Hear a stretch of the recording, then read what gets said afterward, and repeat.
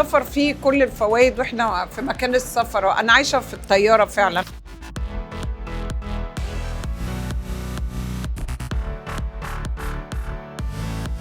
لو الواحد بيغير جو ويروح مكان جديد فعلا بيريليف الطاقة السلبية اللي جواه ويطلعها. السفر فيه كل الفوائد واحنا في مكان السفر. انا عايشه في الطياره فعلا. انا عايشه في مصر الطيران في قلب طياره، بسافر كتير.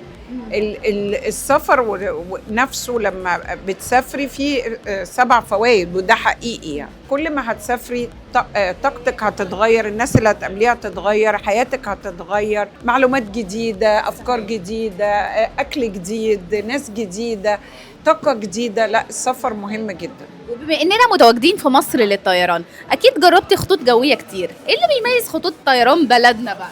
لا، مصر الطيران الحنية والدلع بقى، ما اقولكيش. غيروا لي وزني زيادة يدوني، دلع في الطيارة يدلعوني.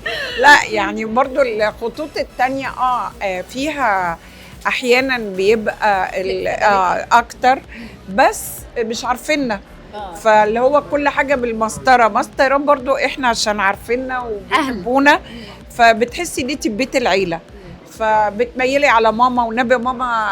بس عايزه معايا يعني انا افتكر ان انا كنت على رحله طيران وكان الوزن زياده 1 كيلو.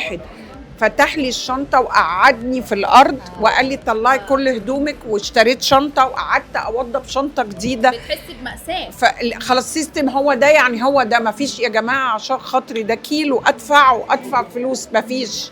الشنطه ما تزيدش. يعني مصر الطيران يعني لو جيت قلت له معلش عشان خاطري يعني ماما بقى، يعني هو الماما بتاعتنا، فيقول لي ايه خلاص كيلو هنعديه يعني. فلا، فيها اخذ وعطا معانا، فانا بحب مصر الطيران. في تعاون من لا، انا الطرفين. بحب مصر الطيران. انا بصي على فكره انا متحيزه لبلدي، متحيزه لشركتي، متحيزه لفنانيني، للساحل الشمالي. انا من ساعه ما طلع الساحل الشمالي ما بروحش اوروبا خالص. متحيزه كل الاكل المصري. يعني انا عنصريه، يعني بعلنها.